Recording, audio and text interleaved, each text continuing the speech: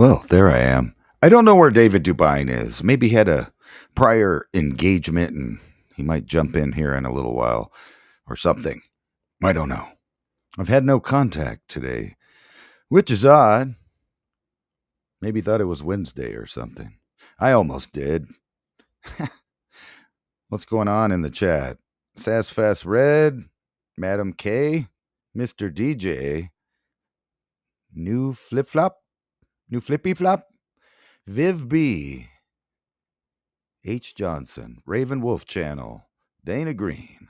A lot of people in there. Slay's Redfish over on Rumble. Most people are on YouTube. And there's Puma Spirit and Beer Break, Savage Lee, Newton Kane. I can't pronounce that one. That one's a T-Tarp Nelio J. and C-O-R-G. I'm sure there's some other people in there. We'll check that out later. So, yeah, I don't know what's up with David Dubine tonight. Maybe he's just busy doing something else. I'm going to add my screen if I can, and we'll just get started if I can figure it out. Here it is. I'm just a little slow on the intake tonight. Or maybe I was too fast on it. I'm not sure. There we are. Interstellar objects. Spraying something weird, scientists find. Well, it's not really weird. It's just water. So that's the latest on 3i Atlas. I know there's a lot of stuff out there, crazy ideas about 3i Atlas. I myself have only found, like two things that I thought was strange about it. And that was, the nickel off gassing of almost pure nickel as far as the heavy elements go. But it's put off CO2 and what was that? Cyanide. And now it's water, they say. But it's really not that weird. I don't know why they say it was weird. But let's jump into the aliens first right away, since people were reading my mind there. Let's see if I can find the right spot here. Nope, that's not it. That's the $300 trillion crypto mishap. And we'll get to that in a minute. The Age of Disclosure, documentary revealing government cover-up of non-human intelligence, sets release in theaters and on Amazon. Plus, there's a new trailer, and we can check out that trailer right here, I think. Is that the one? Yeah, here it is. Let me just switch audios here so you guys could hear it. There it goes.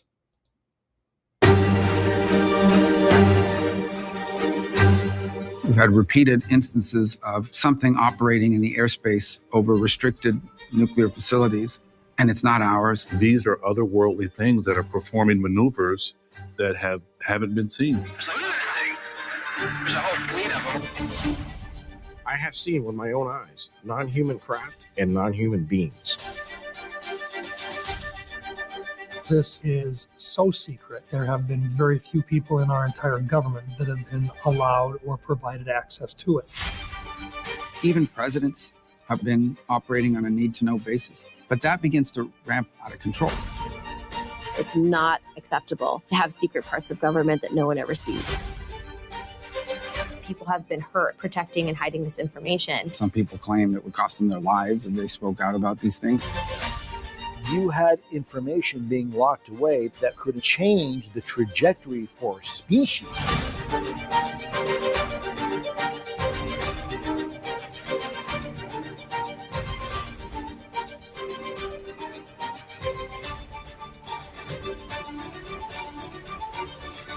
This is the biggest discovery in human history.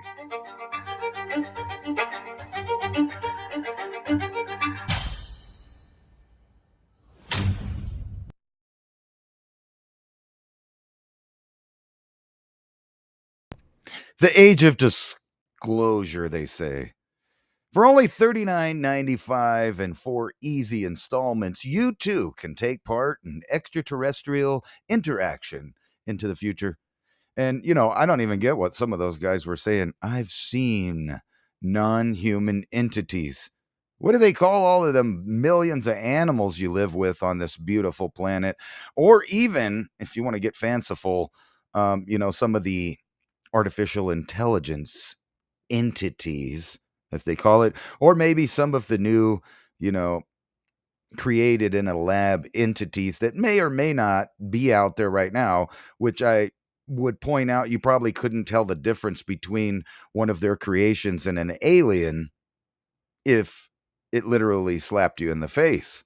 I mean, how would you know what it was? But anyway, they want you to go, get your subscription on or whatever or pay for watching that. And I guarantee you they're not going to give you anything new. Nothing. They're going to chit chat and talk about, hey, well, look, these are important people talking about the subject. So, then it's important, I guess. I don't know. The Age of Disclosure documentary revealing government cover up of non-human intelligences set to release in theaters, Amazon, plus we watched their new trailer. It wasn't that impressive, really. It was just Marco Rubio, if you remember, kind of used to be like in there with the neocon people. And, he has his own little things in the past that I wouldn't trust him as far as I could throw him. But, recently he's been working in the Trump administration, supposedly being a good guy, looking out for America. If you believe that. I mean, I haven't seen him do nothing that I've been mad at since the new administration took over, but I do remember the guy and some of the things he said in the past. So, there's that. Here it is. Just imagine how the propaganda backfires. And I want to show you this here. Hopefully, Dubain will hop in here in a minute. All of the people that sell intravenous medications put their propaganda and their sales pitch out there this Halloween, but didn't really, think it through on how it would look, I should say. So let's see here. I'm going to put this back on. I think this is funny. This is it over at Infowars.com. Epic fail. Look, there's this dead guy, a skeleton, and it says, get your medications today. Oh my God. I mean, I get what they were trying to push with this idea. Walgreens accidentally nails it, one person says here. The Grim Reaper is the perfect mascot for them, their discounts that you get free at your local convenient drugstore. Oh my God. I mean, just think about it. It writes itself, folks. Your weird, trippy reality writes itself. And this is one of those moments kind of in history where they nailed it.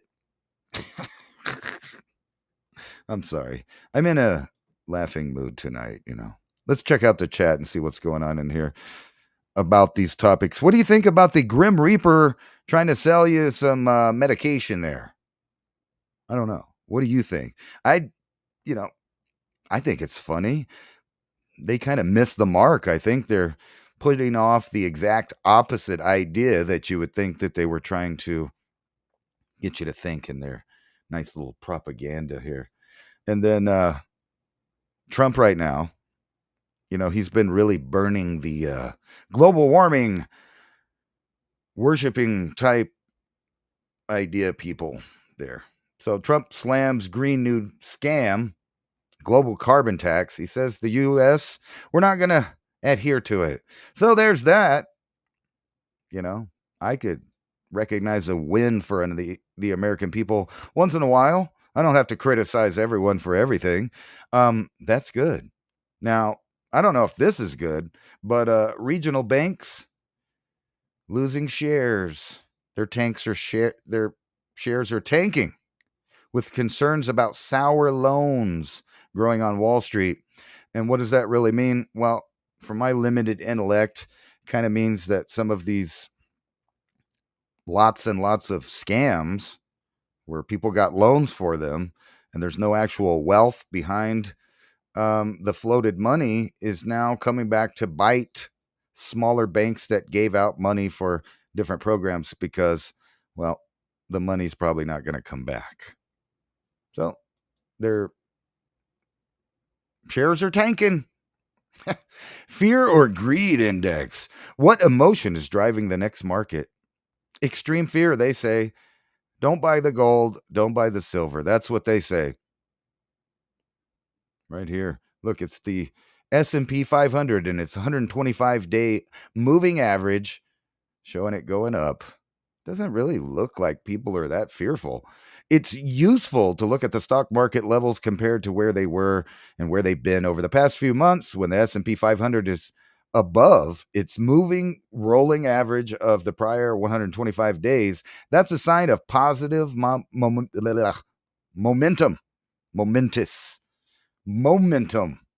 But if the index is below average, it shows investors are getting skittish, and the fear and greed index uses slowing momentum as a signal for fear and growing momentum for greed.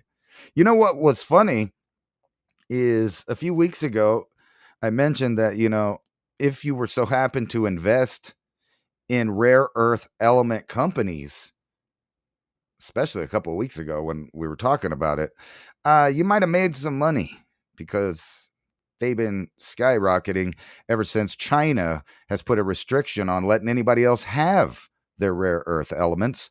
And why are they doing that? My opinion, global war. In which shape, I'm not really sure yet. It may be something that's not recognizable in the way, like if you compare it to the previous world wars. It'll look like just a long string of unending news reports containing fear for the general populations for the entire world. Imagine if you're over in China and you're, kind of listening to their news, you're probably, if you're smart, which most of them are probably thinking, shit, we're going into world war. And everywhere you look, you see the evidence of that. But let's move on. Cops, AI image used to false allege sex attack. Who would have thought that was coming? Photo of male assailant was actually created by GPT. So now, that's 2 weeks in a row running that algorithms or AI is being used in one way or another when it comes to law enforcement and the courts. You saw the kid last week that couldn't help himself but to admit to a bunch of crimes to Chat GPT, which is not your priest, by the way, and is under no commitment to keep your conversations private. In fact, no conversations on the internet are private. And I'm sure you've seen the little scandal going on about the people using the hurdy words in the private chat. Now that went public. There's a good example of how no matter when, where, or on what platform, under which circumstances, if you're chatting or videoing on the internet, whether it's pictures, video, text, any of that, it's recorded, it's saved, it's metadata. So, now people are trying to get other people to go to jail using fake evidence, fake video, fake stories, fake people for a fake world. That's kind of what I see there. Pro-Hamas hackers hijack airport loudspeakers across North America, spewing anti-Trump and anti-Netanyahu slurs and causing delays. And this follows what I predicted for 5 years. I've been talking about it, that they hammered us in the news headlines with the possibility of foreign actors, foreign countries, lone wolves, nerdy coders and programmers attacking infrastructure around the world. And we saw delays in flights. We've seen drones hacked, and we've seen, that big scandal about the telecommunications that was about to be, terror attacked or hacked or whatever, or thrown offline. So at any minute, any of the services that you expect, like water, electricity, emergency services like police. So you might want to think about that if you live in one of those kind of no gun areas where there's really strict gun laws. Just think about when the lights, the water, and the food shut off. If they do, I'm not saying they do. Of course, humans can kick the can. We never know what's going to happen. And it could just be incrementally over 20 years before it gets horrible and bad. Or it could happen within the next year. So it's better to be prepared with this idea. But this article just goes to show you, yet in another of many articles, things are being hacked. Things can be turned off. War can start over fake images, fake stories with fake people. And your infrastructure is not safe. It's the exact opposite of safe. They, kind of to quote Trump, there's some really dumb people running things that don't know what they're doing. Or if you want to go the Alex Jones conspiracy route, there's some really smart people playing dumb, acting ignorant, doing things on purpose to destroy your way of life, which, I have to say, I kind of agree with the latter. Just saying. What was it the other day? Let's see. I forgot what the other one was, but there's been several hackings going on. Just shows you that your infrastructure is not safe. And then we face this other problem of the plateauing population. See, everybody thinks due to the extreme lefties and the global warming weirdos and all of that stuff that life is coming to an end, the planet is burning up, and we're just overpopulating and destroying the planet. Now, we might be poisoning the planet. I could kind of agree with that. There's a problem with deforestation in some areas on the planet. But one problem we don't have on Earth is population. Population has hit its plateau. And now, like many smart people predicted for years, and I've been talking about it for years, that there would be this plateau and then the inevitable plummet of population. Kind of along the lines of the Georgia Guidestones that kind of predict that they need to reduce the population down to about 500 million in perpetual balance with nature. In other words, most of the planet would be, owned by some kind of oligarch corporation, kingship, royalty, billionaire, trillionaire, whatever it is in the near future. And the rest of the plebes, the peasants, the blue collar people that are rapidly losing their wealth and way of life due to not being able to get jobs because they're increasingly becoming not needed. And a lot of people think, that'll never happen. Yet the factories are starting to use robots to do the work. And those are the high paying jobs. And the call centers and the lawyer firms and the accounting offices and some of the tech, companies are all going to be reducing how many people they employ because they just don't need to anymore. Humans are becoming literally obsolete, like the obsolete man in the Twilight Zone, except for they still need us for something. So we're not right there yet. We're just building that future for ourselves right now. But from boomtown to ghost town, population tsunami headed for America that will decimate families and the country. And this is due to infertility or sterilization, however you want to put it. I don't know how you do that. How you say that? Anyway, the groups of people in the Western world and the Far East, meaning like Korea, Japan, and China, they're having multiplication problems, but instead are having dividing problems and subtraction, especially when it comes to their population. An increasingly elder population is growing in all of these countries. So you got Europe that's being invaded by outsiders who will replace them in less than 20 years because mathematics, but they say math is racist. So maybe you shouldn't, think about the math. But mathematically, they are kind of being replaced. And it's no fault but their own.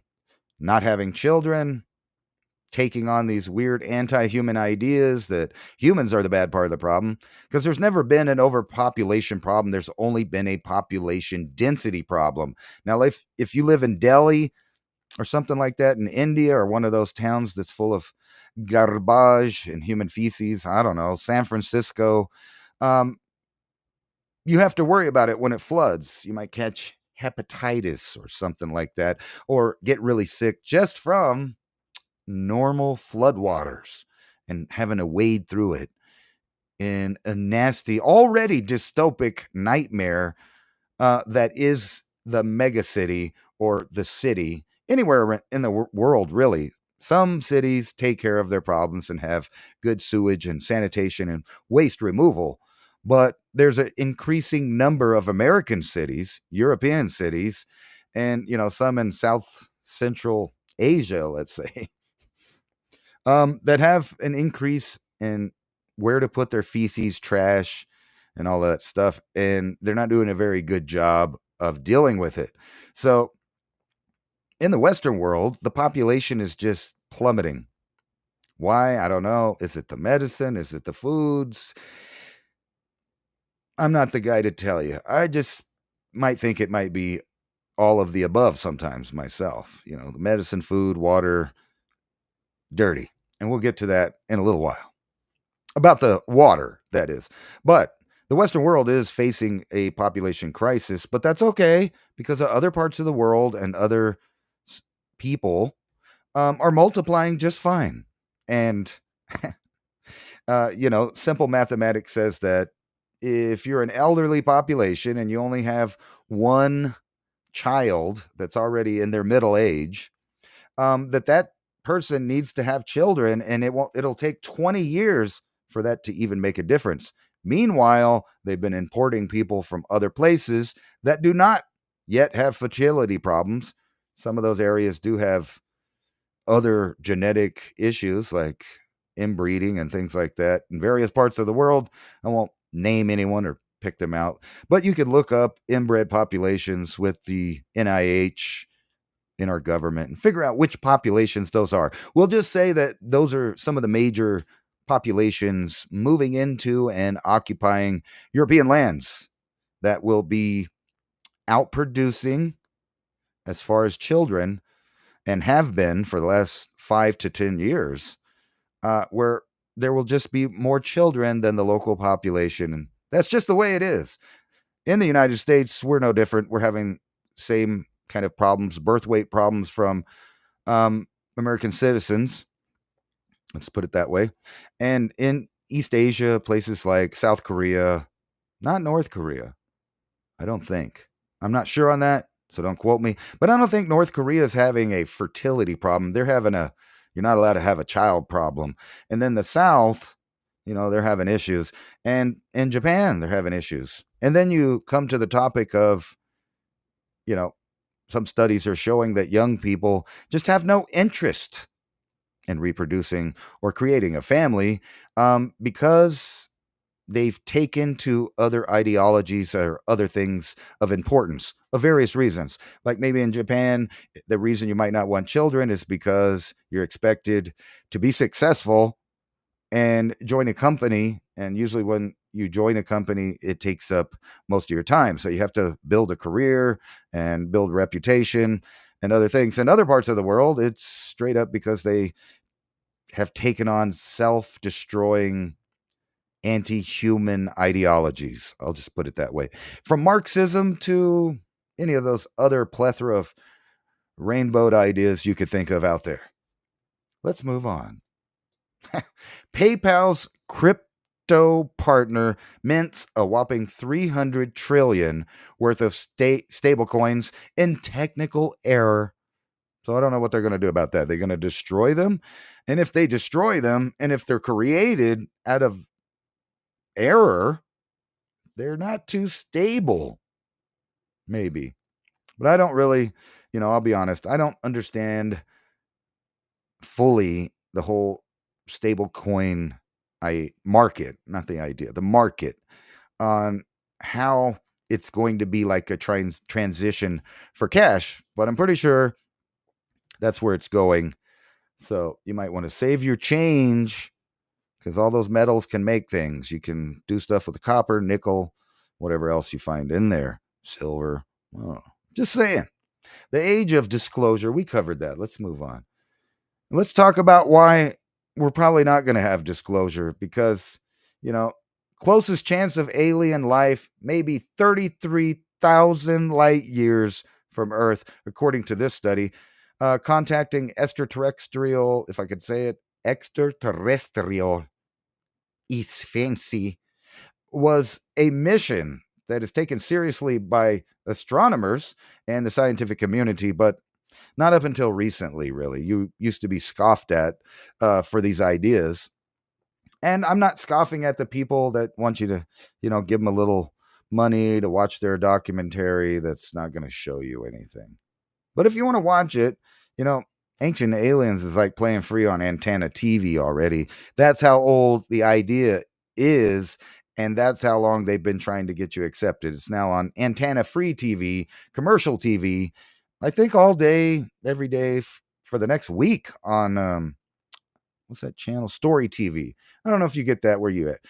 But we have an antenna channel that's kind of like the History Channel, and they play all that stuff. But this week, it's all about aliens, alien sightings, alien stories, ancient aliens, architecture, all of that stuff. Everything's aliens. It couldn't have been a human. Might not be a human. Or maybe it is a human. Anyway, a new investigation found that we could calculate the distance to the nearest alien neighbor by evaluating the characteristics of an intelligent planet. The closest alien species of technological knowledge in the galaxy could be 33,000 light years away, according to the Europlanet. The civilization would have to be at least 280,000 years old to exist at the same time as us. The new research was presented at the EPSC-DPS 2025 joint meeting in Helsinki, Finland, and the data indicates strong odds against finding Earth-like worlds. So, according to them, it's, probably not going to happen. The problem I have also with these people is their estimate of 280,000 years, when allegedly the technology that would make us interact with extraterrestrials on a simple technological level didn't happen till the last 50 years, or let's say 100 years to be generous, and unless you're counting ancient alien ideas or ancient humans with advanced technology. So I don't know why they would say 280,000 years. It's looking more and more like human beings of different kinds have been on the earth for at least 1 million. I'm probably thinking they're going to push that number back in the future on what it is to be. So they're basically just guessing at this 33,000 light years away number. For all we know, a different kind of life could live right in a non-Earth-like planet near us that we don't even know about. I'm just saying. It's just like anthropology. They get 1% of an idea and then push the idea as if it's fact, even though 99% of the information was never fossilized, buried, or is available for us to research today. Why haven't we found aliens? According to NASA, it's just because, aliens are bored. We're boring. Aliens got bored, or we're boring. Think about that. Aliens out there maybe just stop looking for other aliens because, like us, they tried for like 20 years and couldn't find it. So they got bored. They just stopped looking. It sounds preposterous, really. All you would have to do is find a microbe on another planet for any government or intelligence out there, and then that would be one of their top priorities, knowing for a fact that the possibility of extraterrestrial life exists. Then you would expect there to be habitation in all corners and extreme environments. Just like on Earth, we find organisms in every single extreme environment, including boiling water, completely frozen ice, all of that stuff. We find it. But anyway, let's see what they say. It says for centuries, humanity has looked to the stars and wondered, and just wondered, if intelligent life exists elsewhere. Why haven't they reached out? Now NASA, astrophysicist, believes the answer might be far simpler than stranger than anyone imagined. Aliens might have just got bored with us. I mean, we're boring. We're just sitting here trying to kill each other off. In another global conflict, possibly. So, they just got bored. Or maybe, they watched our TV or our entertainment already, and they thought, why would a species sit around and make up a bunch of data that's essentially lies, which is what we do as humans. Everything about us is falsities. All of our entertainment is about fake things, fake people with fake emotions and fake situations. We literally strive and live off the idea of fakeness, right? And I'm guilty. I love sci-fi. I like to think what if. And, if we were using it for the possibility of what if, and that's why we made entertainment, that would be kind of cool. And you would think aliens might understand that. But it seems like we just make entertainment to damage, destroy, control, and put fear into all age groups. I mean, think about it. You could go back to the beginning of TV, and though by today's standards, it seemed wholesome, if you really think about the intellect and the ideas that they were pushing, they're not unlike the same ones today. It's like people are upset about alternate lifestyles, despite the fact that this has been an ongoing ideological battle for all of history. I mean, just think about the Spartans. People like to think of the Spartans as these manly, buff, warrior-like people that had wives and children, but they were also getting freaky on the weekend with anything that walked. And so were a lot of the ancient cultures. So to sit there and go, oh, wow, they were super wise and they were beyond their times. They were so smart.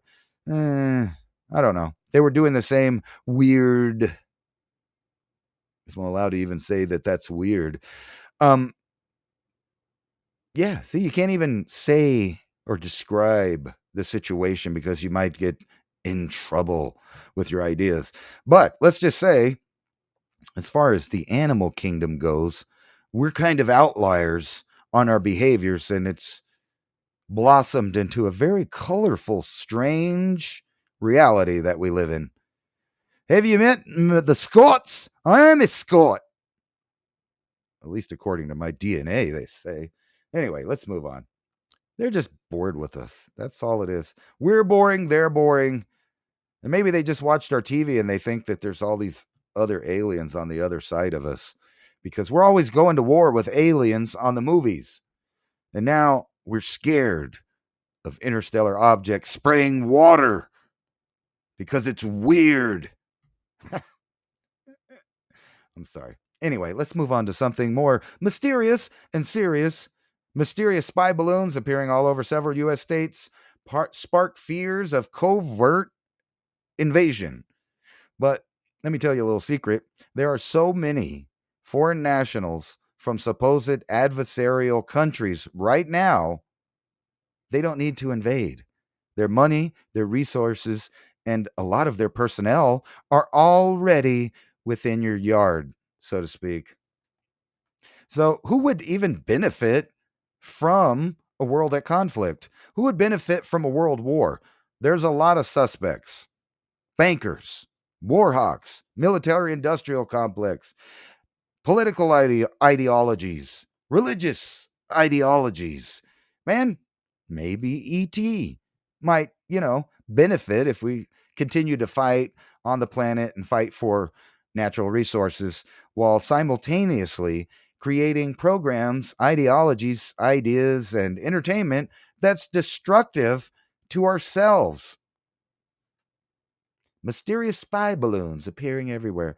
Didn't we already have a bunch of, foreign spy balloons, and some that they made a big deal about on the national news that turned out just to be some guy's hobby balloon?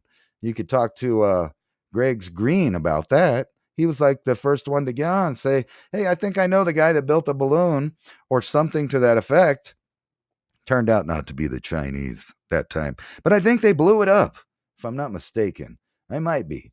But the Chinese spy scandal that is rocking the British government. Maybe they should have been worried about an invasion from other than British or the UK origin people coming into their country and doing whatever they want willy-nilly.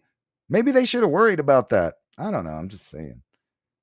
The Chinese spy scandal that's rocking Britain's government. When a British parliamentary researcher was arrested for allegedly spying for the Chinese security officials expected to slam dunk case, instead the trial collapsed. Why did it collapse? Did it collapse like that one guy that was hooked up with the chick? What was her name? Fang Fang? Bang Bang with Fang Fang? You know the guy? You know who I'm talking about. It's the dude that farted on live TV. What was that? Oh, sorry, I just moved the chair. You know, what is that guy's name? Swallows? Is it Swallows? I think it's something like that. Swallows. But anyway, he was basically on dates and hanging out and coupled up with a Chinese spy named Fang Fang. So in other words, he was bang banging with Fang Fang. But we'll move on. Let's see here. Christopher Barry, leaving court Monday in May, was accused by the British government of spying through the case, has since fallen apart. So I guess he ain't a Chinese spy. Maybe there's other things in the UK to worry about from other origins of the world that might be more destructive than just keeping your eye on who's talking to the Chinese government, because that seems pretty, straightforward. And you remember, China was wanting to build a super embassy in the UK along with their other communist allies there, the British government. I mean, did I say communist? My mistake. They said they have free speech there. I saw Stammer, whatever, saying we have free speech for a long time. But if you make a meme or say the wrong thing on social media, you'll get, as George Bush, the junior, not the senior, put it, a midnight knock by the secret police. You remember he said that on our TV? Over there in Iraq, we need to stop it. Those poor people live under the threat of the midnight knock of the secret police. And then we sent our troops over there doing what? Knocking on doors in the middle of the night, kicking the door in. It was necessary, though. I mean, for the soldiers being placed there to do that. But think about the irony of it. And now, in the UK, the people that beat the Nazis arrest their own people for thought crimes. It's like, what was that guy, that talked about the future being exactly like it is there in the UK with all the surveillance and the thought crimes? 2 + 2 = 5, man. Get it through your head. Math is racist. Oh, yeah. Yeah, we did we cover that? Yeah. Anomalous phenomenon? Non-human intelligent life? I'm starting to think some of the people that are walking around on the earth today are non-human intelligence. Do I mean that they're alien to the planet? No, I mean they've lost their human intelligence, literally. Either they've been dumbed down, emotionally stressed, or have gone completely insane. So Albuquerque, here near where I live, took a poll about do you support or oppose the policy that prohibits Albuquerque City departments and employees from assisting enforcement of federal immigration laws. Now, according to our government here, we don't like that, and we're not participating with any of that stuff. We're not gonna enforce immigration laws. But if you look right here, 51% of the people that took the poll support this idea to, in fact, enforce our immigration laws, and 40% opposed. So there's like 10% of you guys that just don't know or don't care, to whatever. So that is a pretty, halfway divide amongst the people. However, clearly the majority, 51%, thinks that we should be helping enforce federal immigration laws.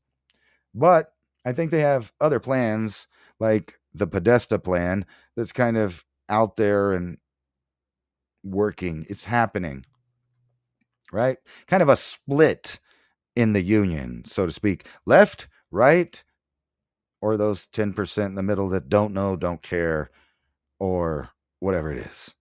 But speaking of toxic stuff, Elon Musk keep falling out of the sky, and I think that's, it's not accidental. These were meant to be temporary. Matter of fact, if you think about it, this is the perfect program if put into action within continuity of government, is the Starlink style satellite release.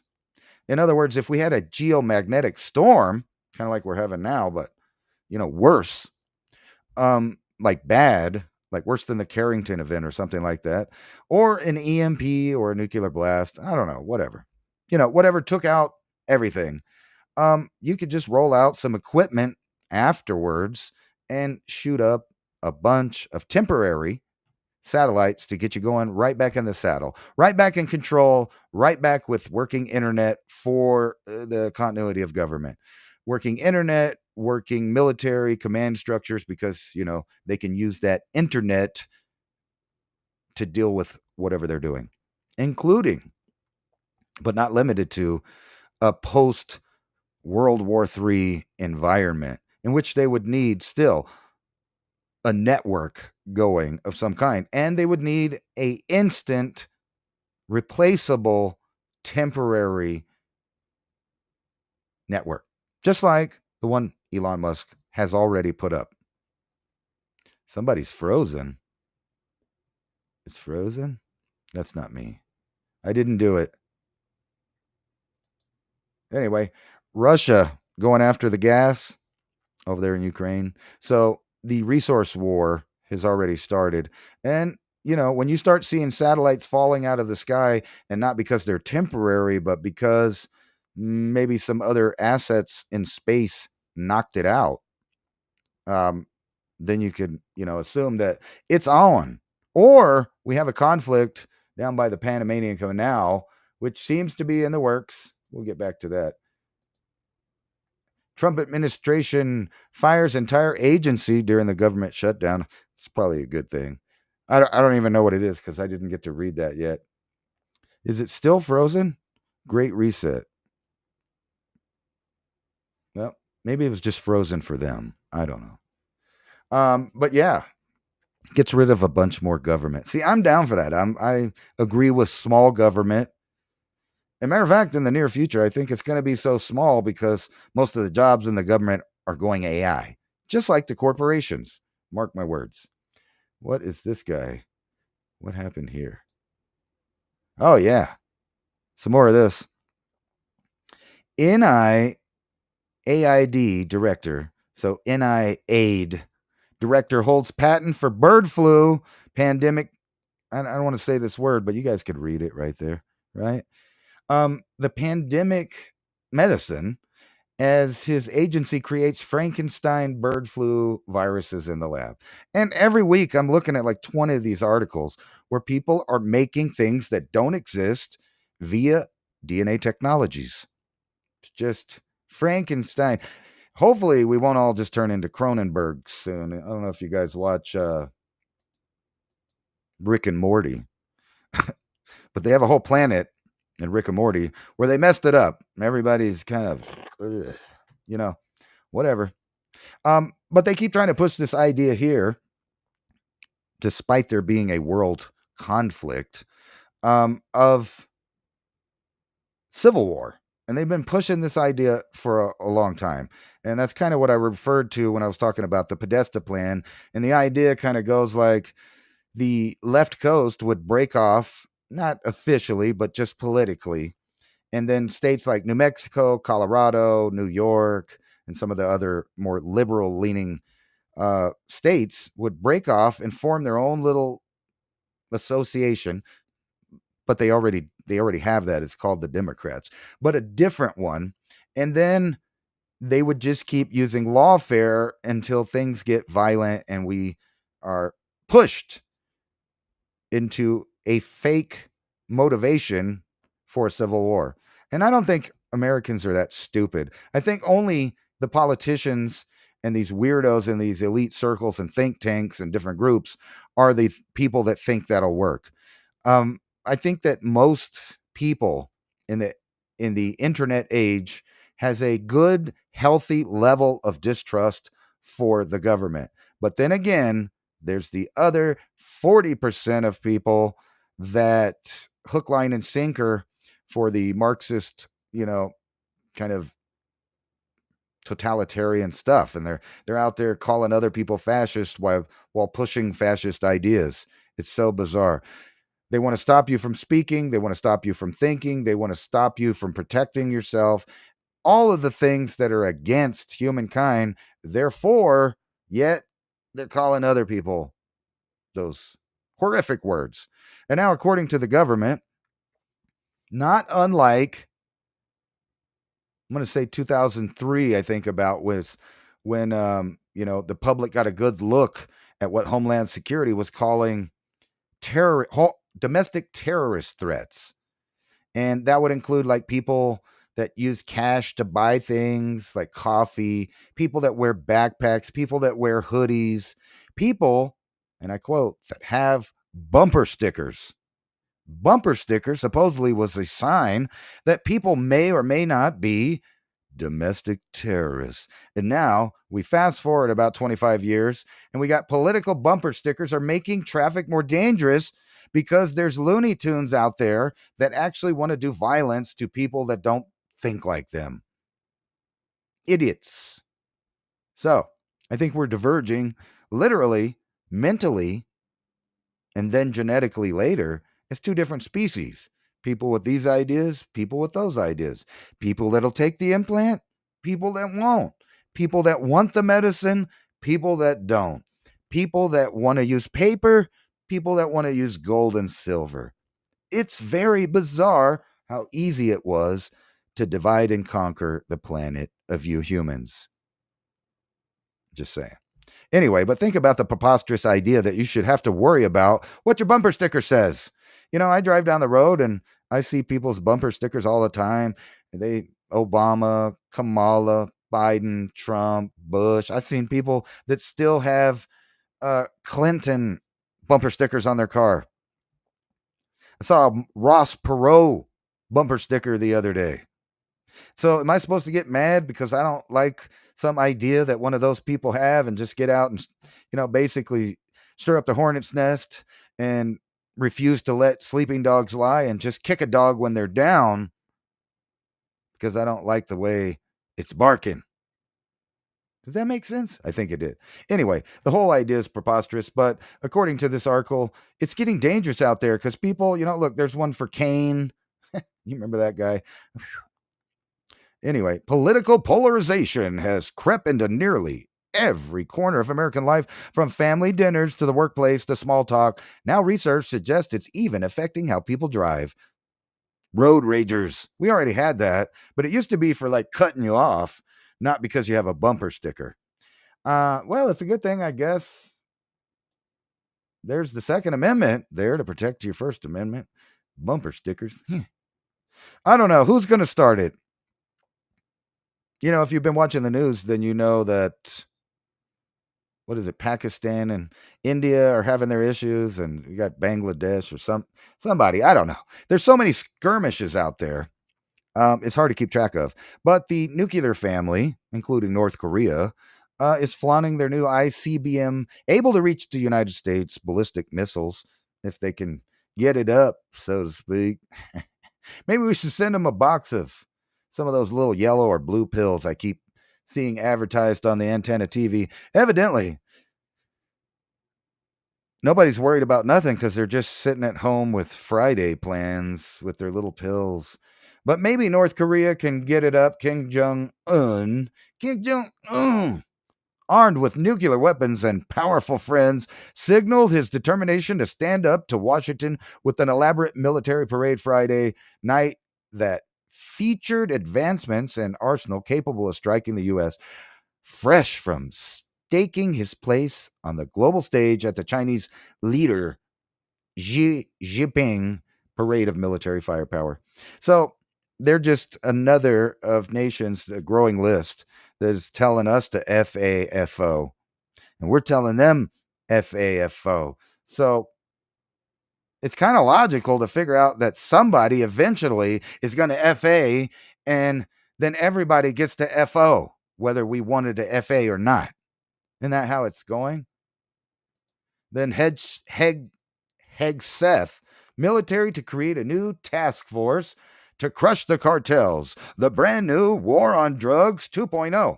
But let me tell you, I don't think this has anything to do with drugs. It may have to do with enemies of America, and cartels may be named as enemies of America or labeled terrorist organizations, which I would agree that they are. However, I think that's just the little plot.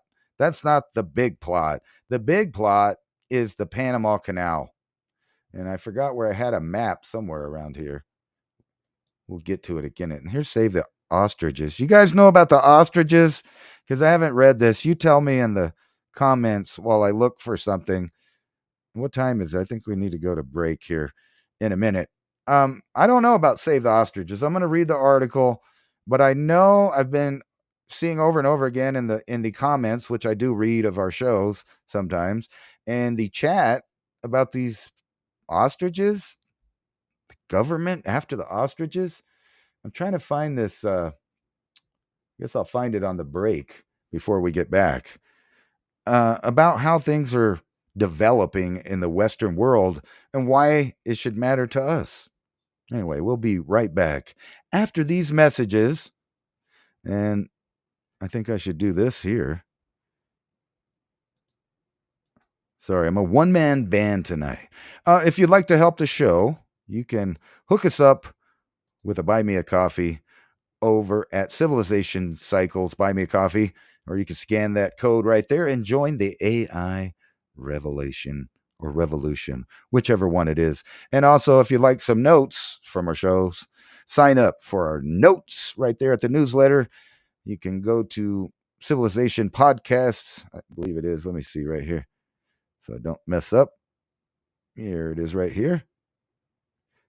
civilizationcycle.com, or you can sign up for our notes there, or you can, like I said, join the digital age and scan that code right there. And then we'll just go to break, and we'll be back in about 5 minutes, something like that. We've been told that tooth decay and gum disease are inevitable. But what if they're not? What if everything you've been taught about invasive treatments to restore your smile was a myth?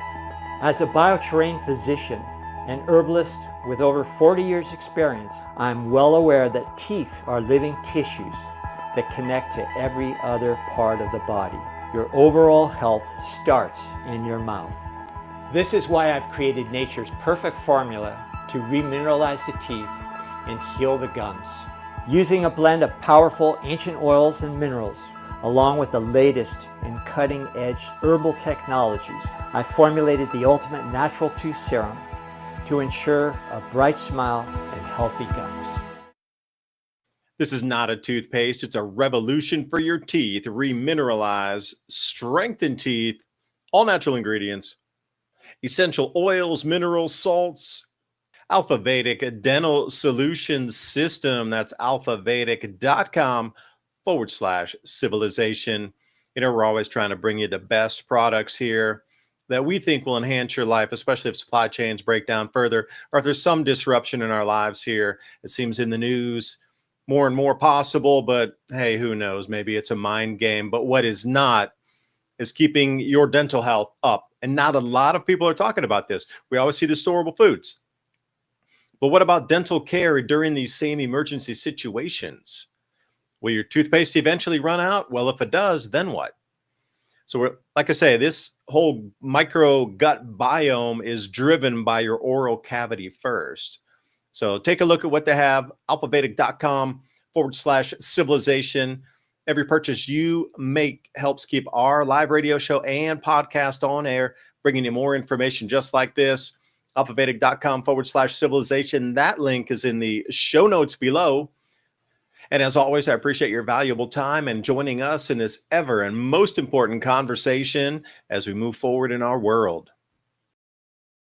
A huge challenge with our modern food system is that it's devoid of critical enzymes found in raw whole foods. Destroyed by poor agricultural practices, overprocessing, and cooking, our foods simply don't deliver the enzymes and nutrients our bodies need for optimized health. This imposes a much heavier burden on our bodies to replace the enzymes missing from our foods, depleting the enzyme potential of the body, weakening immune function, metabolism, and overall health. The good news? Patent-pending Ensorb addresses this problem head-on. Ensorb uses VNI's proprietary proteasome absorption technology to rapidly deliver the metabolically activated multi-enzyme complex directly into your blood. What can Ensorb do for you?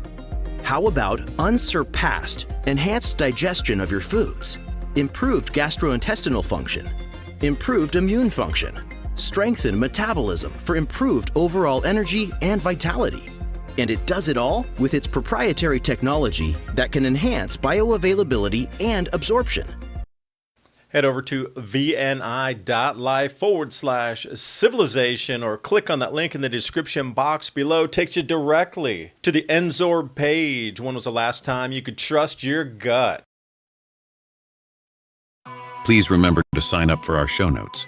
With Civilization Cycle podcast, you can learn what to expect as society resets. Agriculture, economy, tech, and history all have mappable cycles, and these cycles affect every aspect of our lives.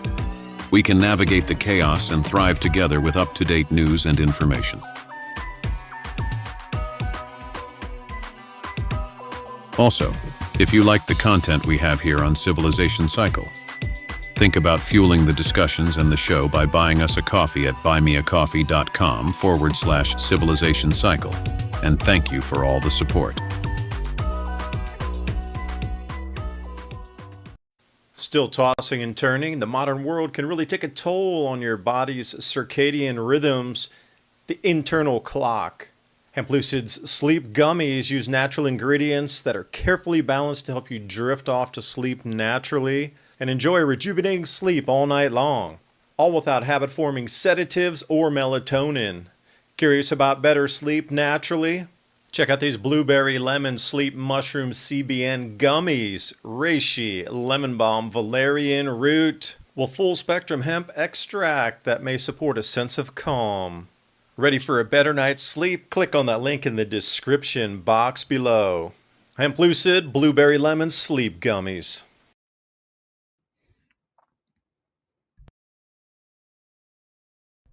Breaking! The Supreme Court of Canada has issued a stay of execution for the ostriches. Hundreds of heli ostriches remain under threat of slaughter by government order, even as Canada's highest court temporarily halts the cull and the world watches in disbelief. The Canadian Food Inspection Agency, yeah, that was a mouthful. What?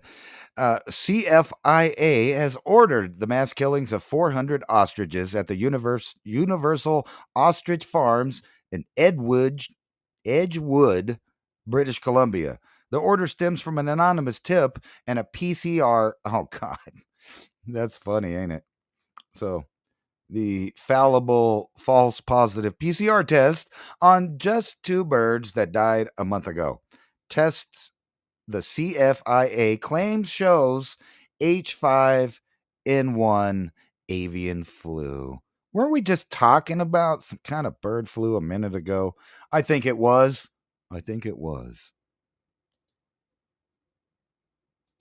There we go.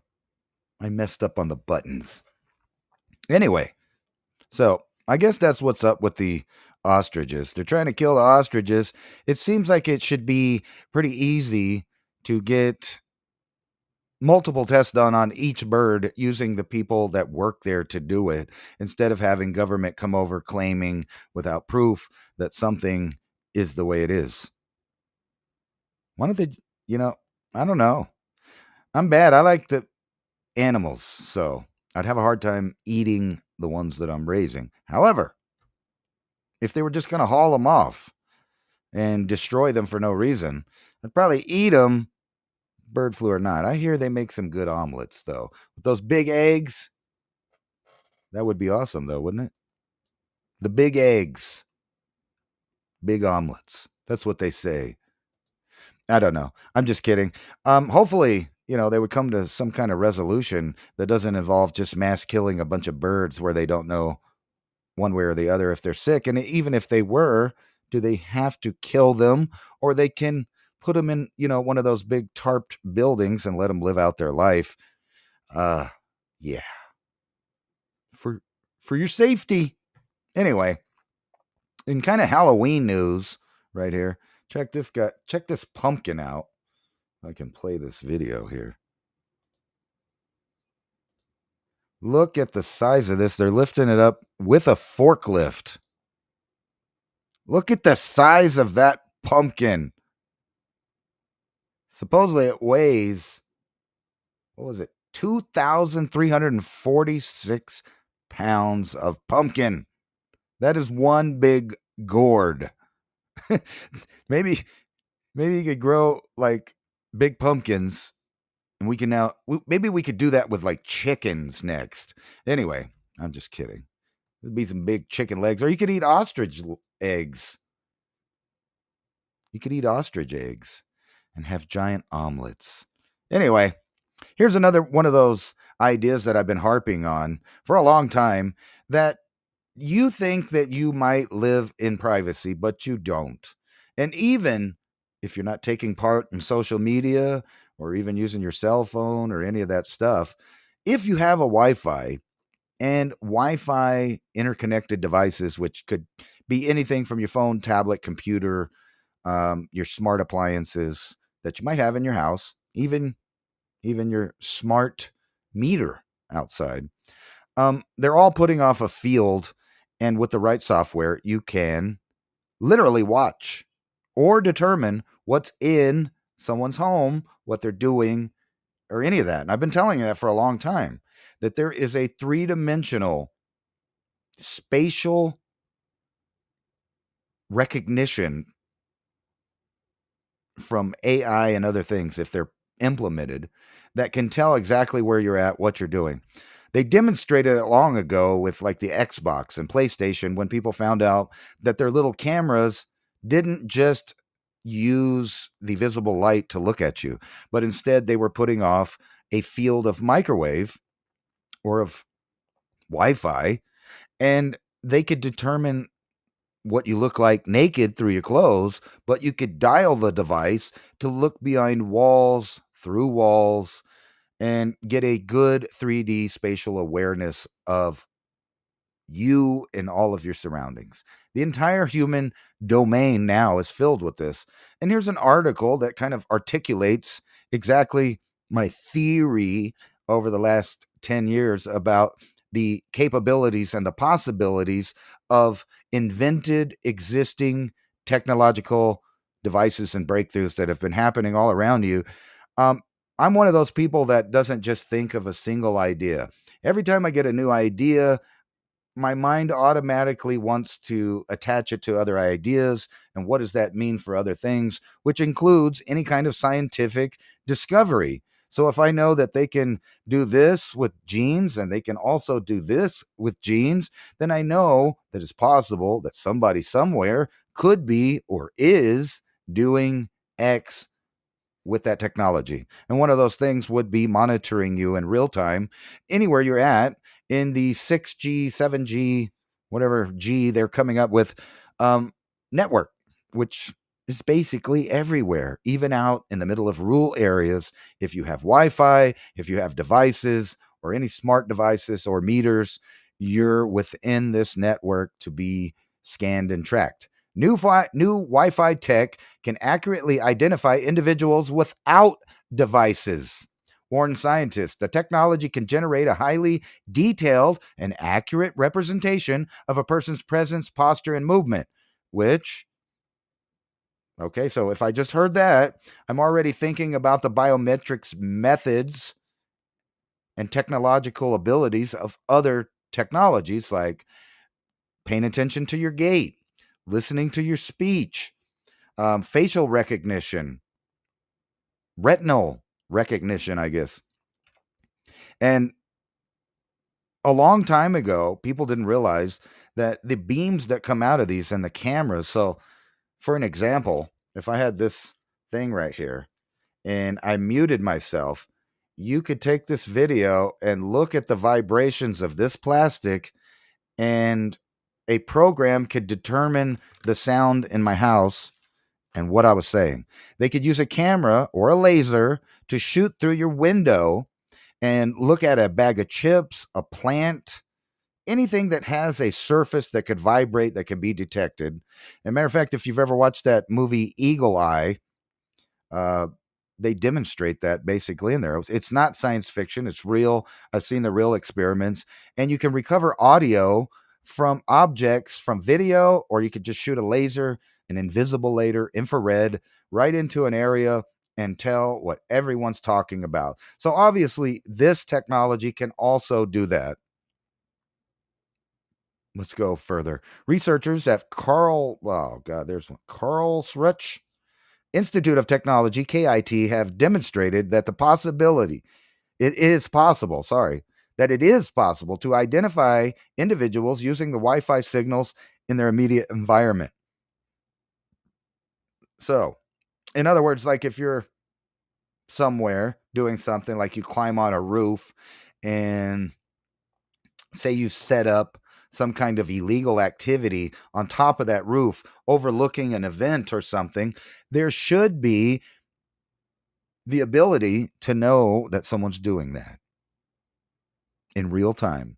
In the near future, I'm sure it's not set up anywhere, but in the near future, all of the Wi-Fi devices, cell phone towers, 5G, 6G, whatever, however many Gs they're going to go, your phones, your cameras, all of that stuff can be intertwined into one program to figure out where everyone is, what they're doing, what they have in their pockets, where they've been, all kinds of stuff.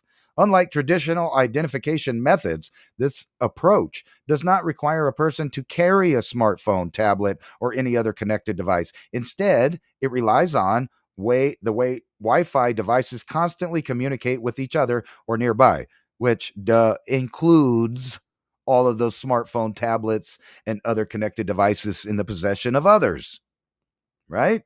So that means you may not have a phone and you may not have any of that stuff, but you can walk through an area and this technology knows what you're doing. And somebody in the audience talking about Army general admits using Chat GPT to make key command decisions, which I've told you in the past. They're using AI for war simulations, autonomous drones, to figure out what to do. And eventually it's going to come down to basically this. You're going to have two basic blocks on the planet, and whichever one can outcompute the other one is the one that's going to win this world conflict.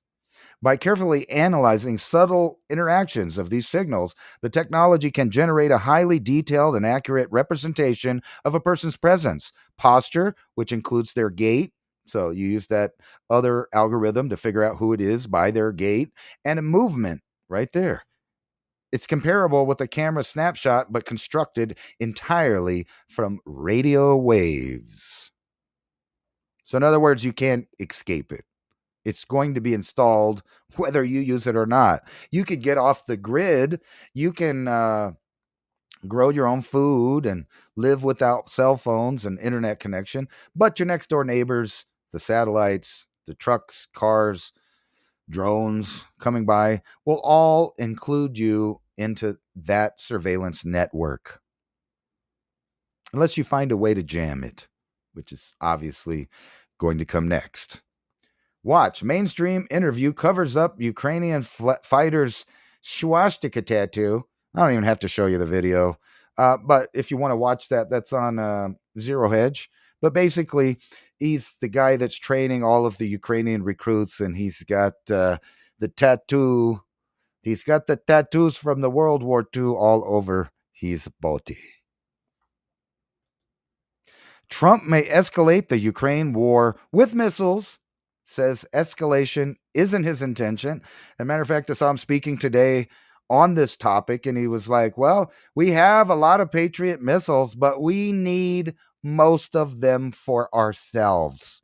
So he might give a couple. Meanwhile, Putin, who's going to meet with Trump later this week, says that giving them these Tomahawk and Patriot missiles is an aggressive act, as an act of war, which, if you've been paying attention, NATO has basically all but declared war on Russia.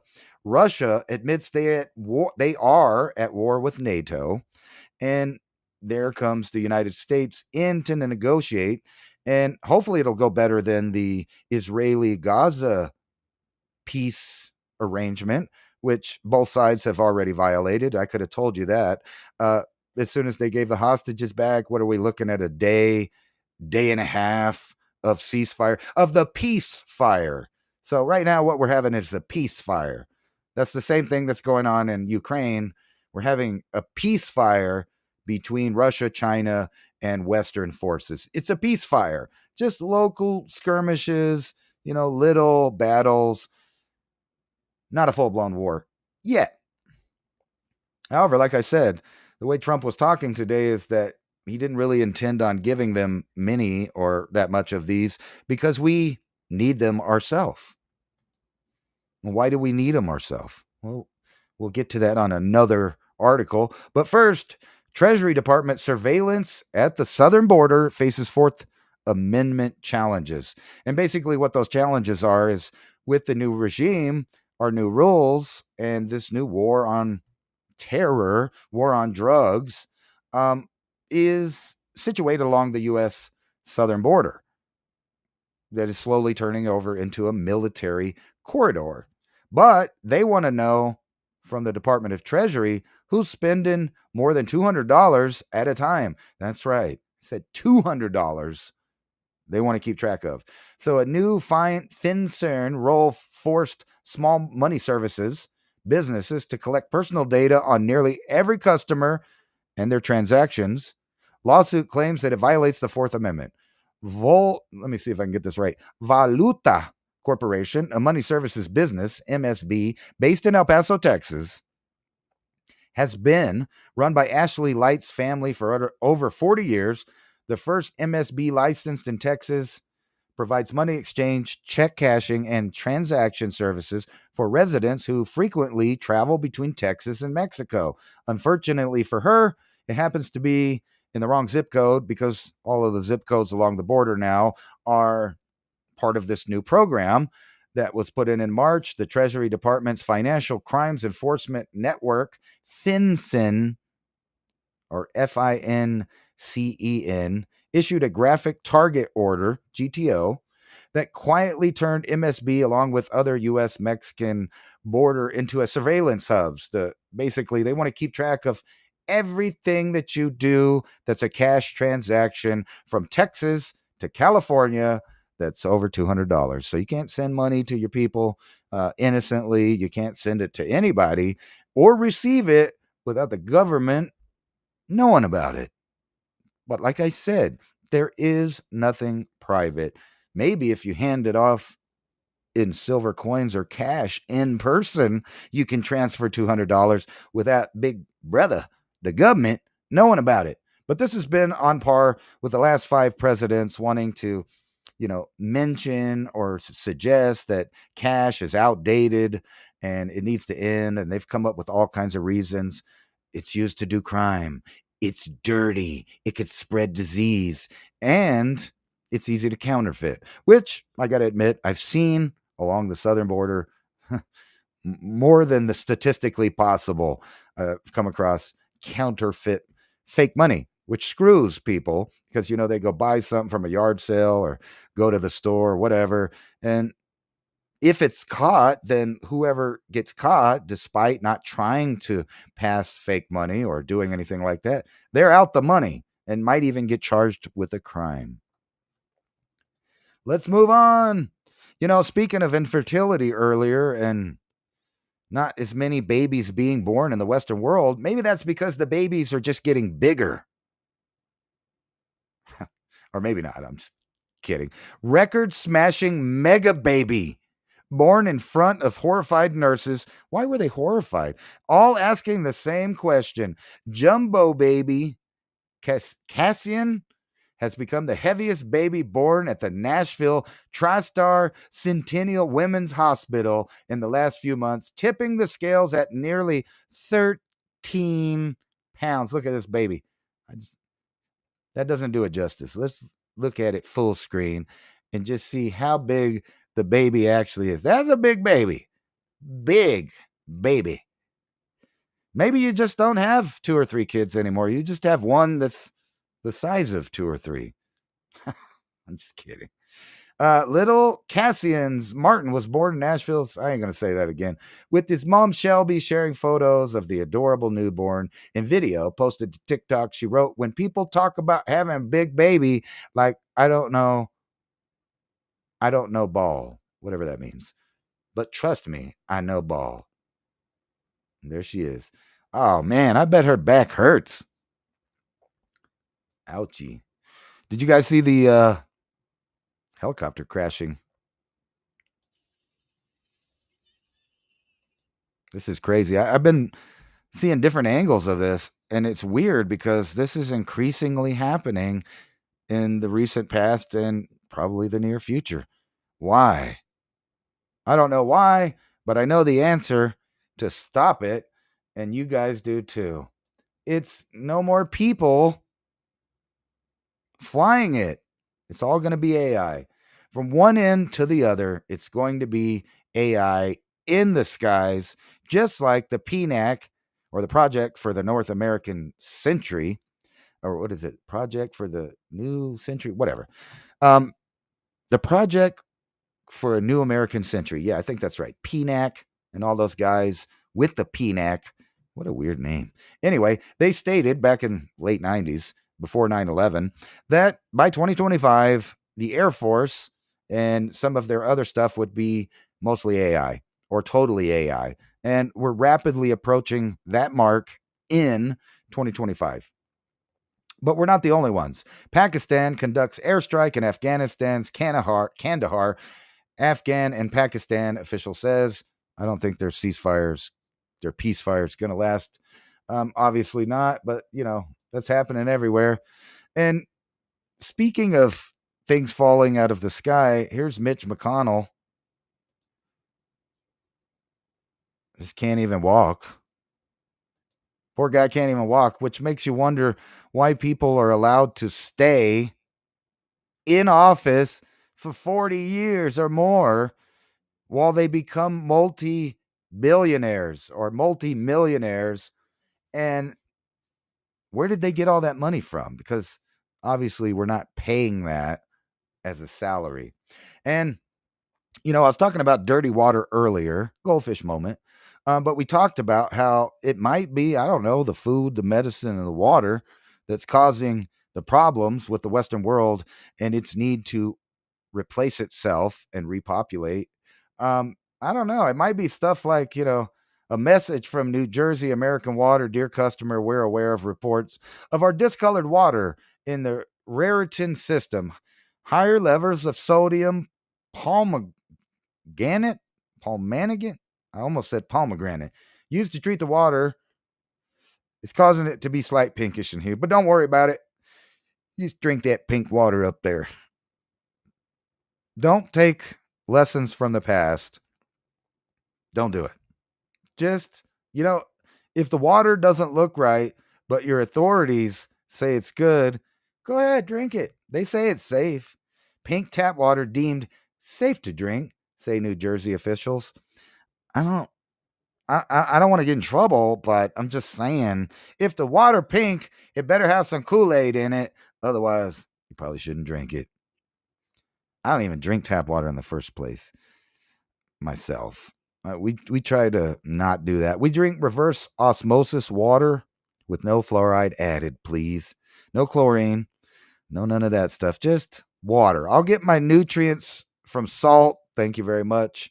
My iodine and other things. I don't need it in the water, even though it's supposed to be in there. I don't want the other things that come along with the water systems It's not, I live in New Jersey. Someone says, don't drink the pink water, says the people from New Jersey. But I'm just saying, pink water, no thanks. Brown water, no thanks. Water that lights on fire, no thanks. How about water that comes out of the bathroom tap water, which is what they're showing? I don't know who's drinking out of the bathroom sink, but anyway, they say it's safe, so you know. Now let's get back to World War III, and I'm going to share this video right here. So supposedly, I've been researching all week about Europe basically not having any real defense if they were going to go to war with Russia. They really, really, really, really want to go to war with Russia. The only problem they're having is they don't have the weapons because, for some reason, after World War II, the powers in World War II decided that Europe didn't need to build more weapons or update their weapons or any of that. So all of these countries are dependent on the United States for weapons via the UN and NATO and just direct, sales from our military industrial complex. However, they're looking to a new source, and that would be Turkey, because Turkey is now got the fourth biggest military, I guess. I don't know where that fits in. I think they're talking about as far as mechanized military, if I'm not mistaken, but they are building drones and tanks and all of these weapons there in Turkey. And you would think that they wouldn't be all that great, but evidently they're very technologically advanced at this point because they've been using designs from both of their partners, playing both sides of the fence, Russia and the United States. So let's check out this video here. Let me change my audio real quick. Russia is escalating its provocations of NATO, sending fighter jets into alliance airspace over Estonia and a swarm of drones over Poland. And so the routine meeting of NATO defense ministers takes on new urgency. The alliance must improve its air defense, especially in countering enemy drones. NATO will implement a number of additional counter-drone measures that will build on and expand and accelerate our ability to counter drones. Britain's Defense Secretary John Healey said the Kremlin must be left in no doubt that if NATO is threatened, it will act. Putin's incursions into NATO territory are reckless, dangerous, and totally unacceptable. Deliberate or not, Putin is watching what we do. To better protect NATO frontline states, Germany is also increasing its commitment. We will contribute with patrol flights to protect the eastern flank, and the head of my Air Force tells me he is very proud to be able to say that the largest commitment of a European NATO state to protect Allied airspace comes from his Air Force. But Ukraine has no such shield and continues to suffer Russian bombardments with increasing severity. This winter, as in previous years, Moscow is primarily targeting the energy infrastructure. That makes further arms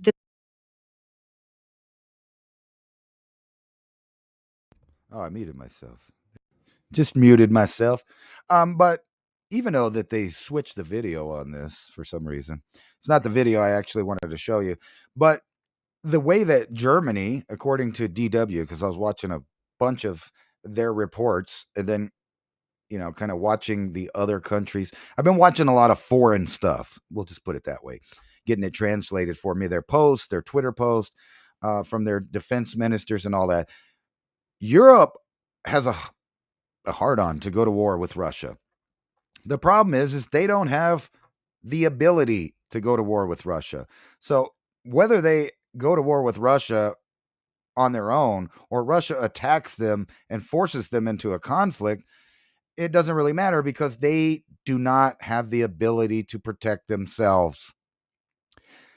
They don't even have the Second Amendment or nothing like that, like on the basic level for their citizens to all have some form of immediate home protection.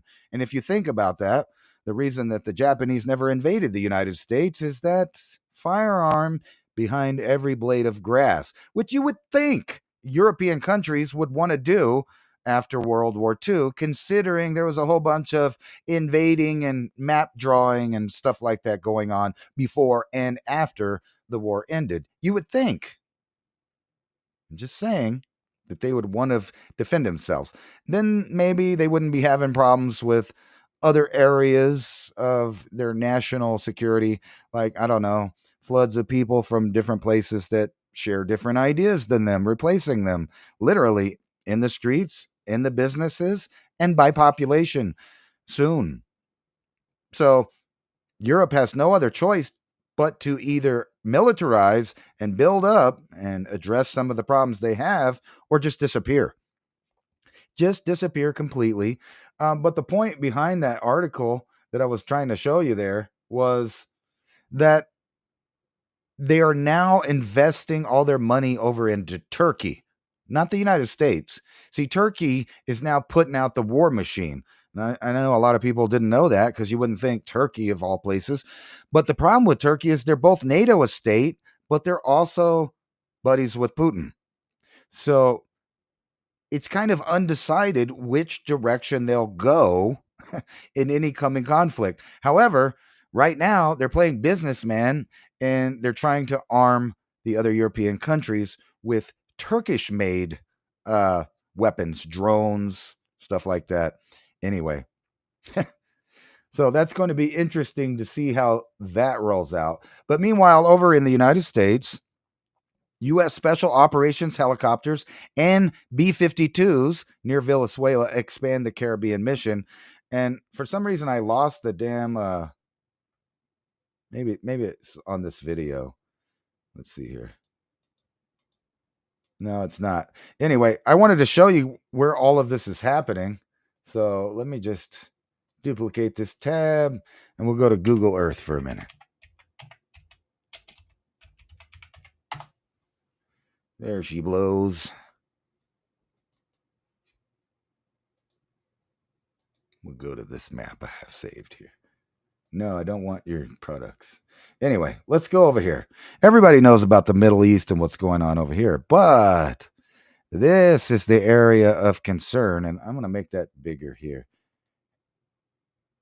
There we go. So right here is what we're talking about. We have been building up troops here in Puerto Rico. Lots of troops. We're flying B-52s right around this area right here north of Colombia and Venezuela, blowing up boats that are leaving this area. And if you think about it, if we were going to have a global conflict, especially with China, who's over here, right? They just come over here and they need this. This is a strategic location, which is the Panama Canal. So you can't have people or regimes that are antagonistic or pose a threat to U.S. forces in the, down here, not in the Gulf of America, but down here in South America by the Panama Canal. So we're blowing up stuff here. We're building up troops here. We're going to build up troops here. We're going to build up troops here. We're going to build up troops. We already have a large CIA presence since the 1970s in Colombia, Bogota, and other places. We did have plenty of influence in Venezuela, but as you remember, they went communist with Hugo Chavez. Then he died from some kind of, real fast butt cancer or something like that. And then the Colombian took over in Venezuela. And now we're saying he's the head of a cartel. And we're saying cartels are foreign terrorist organizations. So we're at war with them. It's the war on terror, war on drugs 2.0. And this is probably going to be one of the areas, in my opinion, of world conflict right here, because the Chinese are heavily invested in a lot of these countries with trade and infrastructure and putting up, supposed scientific research operations that also, watch other assets in the area. But anyway, we're going to have to get rid of, and that's exactly what it looks like we're doing. We're about to put boots on the ground possibly, or they're already there. We're flying B-52 bombers over just to show them that, we're not joking around. If you keep sending out boats, we're going to mess with you. There they are flying. But we're also flying B-52s over the failed Israeli Gaza situation. So it's not just there that these guys are flying over. So as you can see, things are lining up to be very interesting. The U.S. military deployed at least 2 Air Force B-52 strategic bombers in the Caribbean as tensions between the United States and Venezuela continue to rise. So over there, what's his name? I always forget that guy's name that took over for Chavez. What's his name? Maduro. That's right. Maduro. Anyway, he's probably about to get regime changed. I'm just saying. And I think they need that literally for this area right here. So we can't be having, Venezuela and Colombia and anybody messing with our access to the Panama Canal. So we can quickly move forces from the Atlantic to the Pacific or vice versa in any incoming world conflict. So, yeah, we're probably going to, and I've been telling you the guys that for probably the last 2 years that the combat zone is going to be over here in the Western Hemisphere, maybe even in the Northern Hemisphere. We'll see how that goes after a little while, what we do with the Mexican cartels. But the unprecedented flights flew over the Gulf of Mexico, passed through the Yucatan, which we also have our eye on in Mexico, where a lot of cartel activity is, which separates Mexico and Cuba, and were eventually visible north of the Venezuelan coast. That's what we're doing. And if you live in New York, don't worry about bird flu. You worry about this chingon ese. Don't get the chingon virus. Actually, I don't know. I'm not really saying it. But they say a living person in New York has tested positive for the Kung un. I don't know how to say it. You guys try to say it. That virus right there, supposedly is, now we got a case. There's your new fear unlocked if they haven't given it to you before. And here over in the this is what I was talking about, the Gaza peacefire. Trump warns Hamas will have no choice but to go in. He says we'll, meaning the United States, not Israel, but the United States, we'll have to go in there because we'll have no choice and we'll kill them if carnage continues in Gaza. So there you go. There's 2 unfolding, potentially major conflicts. But, they tease us with these every so often anyway. But, on a lighter note, literally, no pun intended, Northern Lights may be visible in 15 U.S. states on October 16th, which is tonight. So maybe you could go out and look up. Let's see what this little video has to offer. It's just a video of Northern Lights. But some lucky Americans may get a chance to view nature's dazzling light show, the Northern Lights, from 15 U.S. states tonight. The phenomenon will be viewable beginning in the late night hours of Thursday, October 16th, which is tonight, into the early morning of Friday, October 17th, according to the National Oceanic and Atmospheric Administration, NOAA, Weather Prediction Center. So if you live in northern states, you might get a good look at some aurora borealis. And if you live in the southern states, it's very possible that if you point your cameras north, you might get photography that shows it, which is cool, right? We did that last time. It was all the way visible in New Mexico. We saw just a little purple hint down here in New Mexico, but with the cameras, the whole sky was purple and pink, very lit up. How cold, snowy will it be this winter? Well, I predicted already in the middle of the summer that it was going to be cold, and most of the people that are keeping track are saying it's going to be cold, but according to NOAA, it's going to be hotter than usual in some areas and colder than usual in other areas. So in other words, it's going to be like normal, like it always is, but different. It's always different every year. So where will it be colder than normal in 25-26? According to whatever, chief of the Operational Prediction Branch of the Climate Prediction Center, colder than normal conditions are most likely for all of the regional parts of the Pacific Northwest eastward to include northern Rockies, northern Plains, and the upper Mississippi Valley. Where will it be warmer? According to them, California, the southern Great Basin, southern Rockies, southwest eastward to Texas, and southeast to the coastal mid-Atlantic. So, they don't know. Anyway, what was this? I wanted you to watch it. I don't remember what it was. Oh, yeah. They're trying to say that the Earth is spinning so fast. Let me let you guys hear this. It's spinning so fast that we're losing a second, and they haven't caught up. In 2020, the planet completed many of its revolutions around its axis milliseconds quicker than on average. That's a problem for Coordinated Universal Time, which uses ultra-accurate atomic clocks to meter out milliseconds. In other words, they got to add a second, man. Time to hide the chat. What are you talking about, man? I don't show the chat all the time. Only at specific times, not when we're doing a story, or we would get sidetracked every couple of seconds. But I am looking at the chat. All right. So we'll just close out tonight with, the whole idea that we might be having disclosure, that we might be having world war, that there might be a whole new era, incoming objects, collapse of the magnetic field, which, by the way, if you've been paying attention to that, what is it? The South Atlantic anomaly is so big that it's covering most of South America, and both of the poles are seemingly migrating towards the equator at an exponential rate.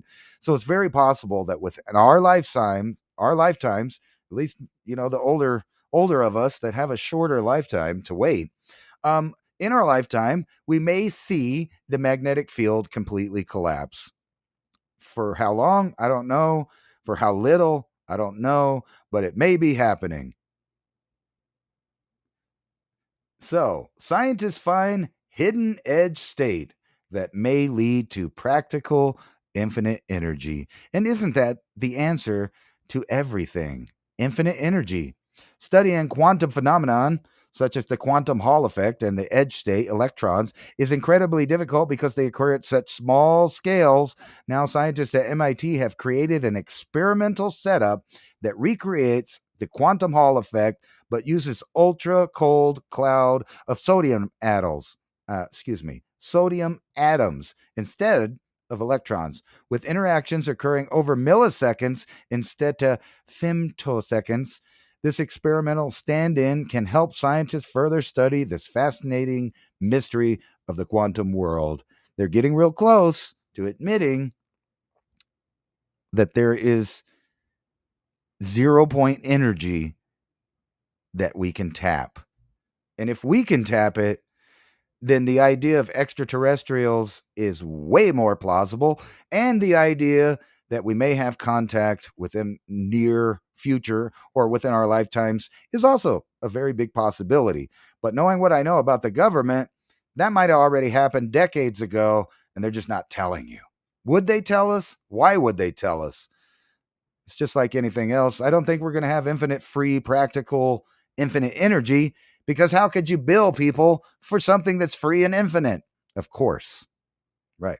Yes. My eyes, my weird eyes, they're green with brown stars in the middle of them. So a lot of people accuse me of being a reptile because the brown right around my pupil sometimes makes it look like I have snake eyes or something like that. That's what they say. Maybe I'm a reptilian. Just kidding.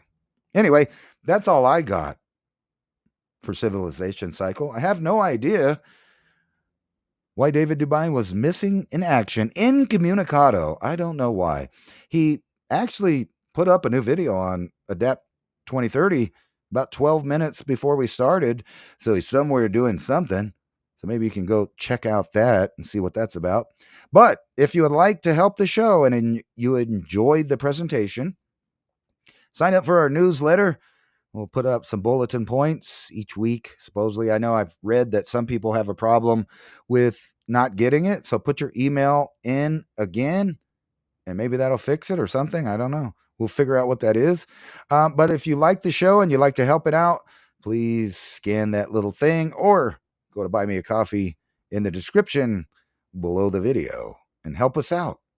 But that's all I got. Peace out. And, I was going to say, it's harvest time, but it's also planting time. So you live in the southern states, you need to be getting that rejuvenation of lettuces and kales and all that stuff going again before it gets too brutally cold. But they say you might have a warmer winter in the south. So you might have a longer possible growing season for winter plants this year. I don't know. I have lettuce literally growing all around my yard in a bunch of places. I didn't plant it. The place I did plant, it all died and I didn't get any. But now all of a sudden cilantro, lettuce is all popping up right before it freezes here in New Mexico. As you can see behind me, Sierra Blanca, Mountain of the Gods from the view of White Sands National Monument, which is cool, which is closed mostly because the federal shutdown, but it's still open enough you can go out and play in the sand if you want to do that. Anyway, peace out. And we'll see you next Thursday right here on Civilization Cycle for another strange look into the current events.